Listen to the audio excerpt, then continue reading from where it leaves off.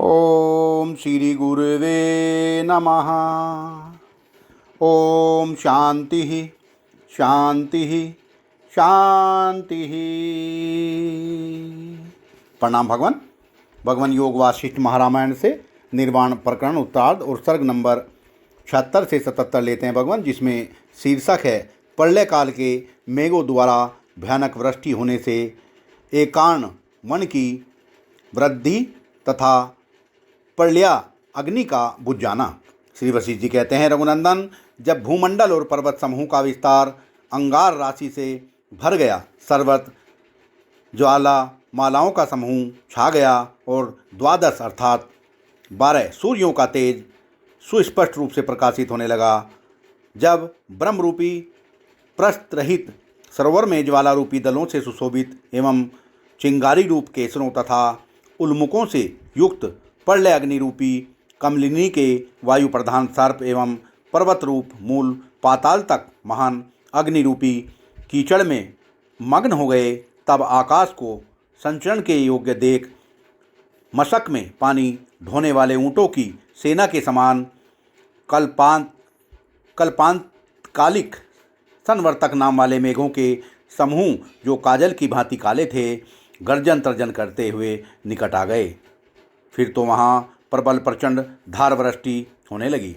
आकाश में वज्र की कठोर गड़गड़ाहट सुनाई देने लगी, मानो सारा ब्रह्मांड फूटा और फटा जा रहा हो। जैसे दावानल के प्रज्वलित होने पर सारे वन में भीषण लपटें छा जाती हैं, उसी प्रकार आकाश रूपी वन में विद्युत का प्रकाश छा जाने के कारण वह वर्षा बड़ी भयावनी जान पड़ती थी।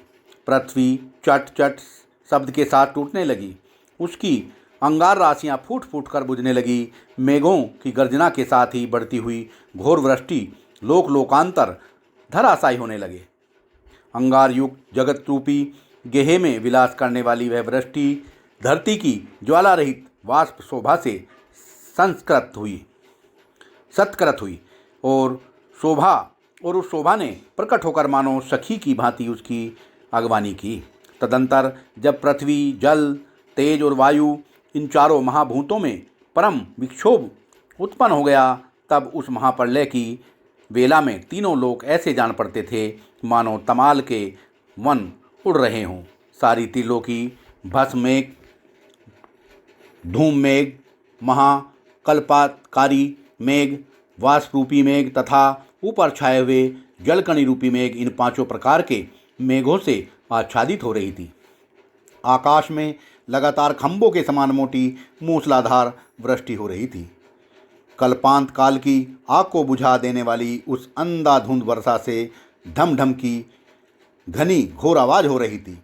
उस समय सारे समुद्र नदियों में समूहों का, जिनमें गंगा एक छोटी तरंग सी जान पड़ती थी, भरे जा रहे थे।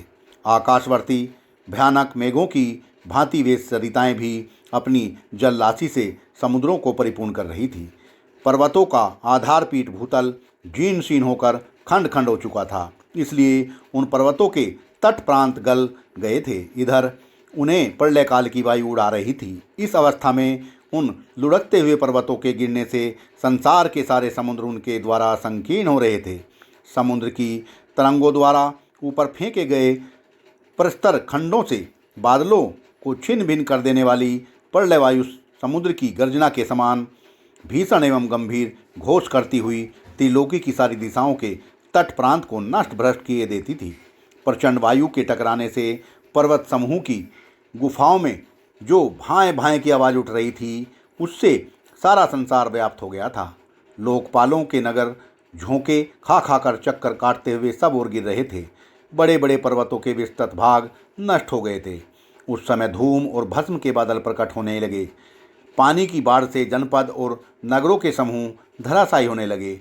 ऊंची ऊंची तरंगें उठने लगी और भूतल तथा पर्वत डूबने लगे। भंवरों में पड़कर घर घर ध्वनि करने वाले और आपस में टकराकर एक दूसरे को विदीर्ण कर देने के लिए उद्यत ऊंचे ऊंचे पर्वत समुद्र में बिखेर पत्तों के समान चक्कर काट रहे थे। घूमते हुए सैकड़ों धूमकेतुओं के उत्पात उठ रहे थे। इससे इस जगत की ओर देखना अत्यंत कठिन हो गया था। सातवें पाताल तक का सारा संसार अपने स्थान से च्युत हुए द्वीपों और सागरों सहित भूमंडल के बड़े बड़े खंडों और लुढ़कते हुए अन्य पाताल मंडलों से पूर्णतः जान पड़ता था।